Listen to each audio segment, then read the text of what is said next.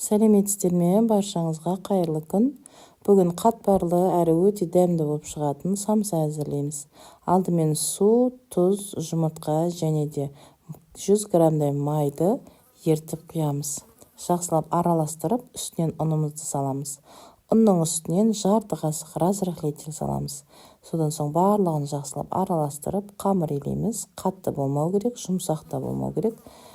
Орташа қамырымызды илеп, июін қандырып, зуалларға бөлеміз де жаямыз. Бірінші қамырды жайып алып, үстінен осылай майымызды жағып қоямыз. Сөйтіп екінші зуаламыз жая береміз. Оған дейін бетіндегі май қатады. Содан соң үстінен екінші зуаламыз жайып, майымызды құйып, барлық шетіне тигізіп жағамыз. Ол да бір кішкене қатқанда видеодағыдай етіп бүктеп шығамыз. Ортасына май жағылмаған жеріне де майымызды түгел етіп жағып шығамыз.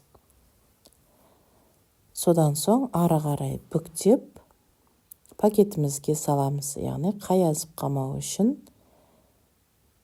Содан соң оны кәдімгі тоңазытқышқа салып қоямыз. Майы әдемілеп қату керек. Майы қатқанда жұмыс жасағанға өте ыңғайлы болады. Егер де қамырды жасағаннан кейін сол күні самса жасайтын болсаңыз, онда мұздатқышқа қоймай қойыңыз. Бірден тоңазытқышқа салыңыз. Содан кейін жасар кезде аламыз. Алып болғаннан кейін жаюға ыңғайлы болу үшін мен осылай екі бөлікке бөліп алдым. Осылай самса жасап жатқан кезде лажы тезірек жасау керек. Майы еріп кетсе, жұмыс жасауға сәл қолайсыз болып қалады. Осылай екі шетін түзу болсын деп кесіп аламыз. Ол қамыр артылмайды. Оны да бірден жайып, үш бұрыш қылып самса қылып жасай саламыз.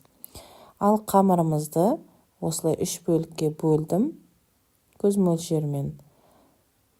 Содан соң ішіне фаршымызды салып, жақсылап төрт бұрышты етіп бүгеміз. Үшке бөлгенде менің самсамның көлемі кішілеу болып шықты. Үсті фаршымыз салғаннан кейін төрт бұрышын бір-біріне жабыстырамыз да, осылай қалған жерін жабыстырып, барлық самсаларды бүгіп шығамыз.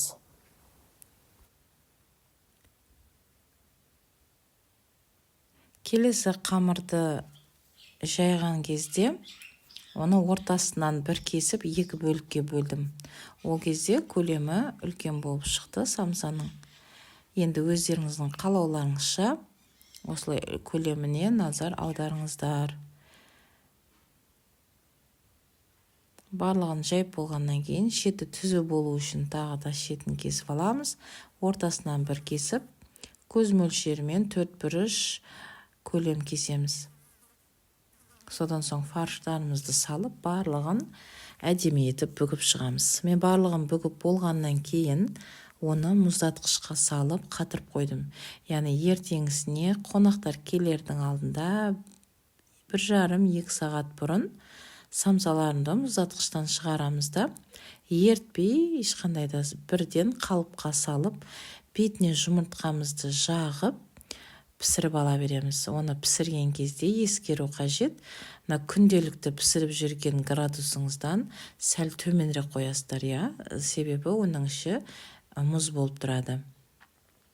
Сол үшін градусына назар аударыңыздар. Тезірек күйіп, іші піспей қалмас үшін. Бастысы осы градусын реттесеңіз болды. Осылай қонақ келер алдында бірден пісіріп ала бересіз, яғни уақытыңызға үнемді болады. Бір күн бір жасап қойыңыз, немесе 2 күн бұрын жасап қойыңыз. Осылай барлығы әдем болып пісіп шықты. Дастарханға осылай қасына чебурекімен қойған болатынмын. Бұл чебурекеде ішіне картошкамен мұздатқышқа салып қойған болатынмын.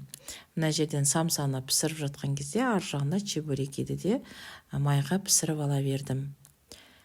Мінеки көріп тұрғандарыңыздай самса қатпарлы, өте дәмді болып шықты. Мына кішкене май құйғаннан кейін қамырына бәрібір дәмінде бір өзгешелік бар. Песочный самсаға да кішкене дәмі келеді. лайк басып арнама тіркелуді ұмытпаңыз. Астарыңыз дәмді болсын.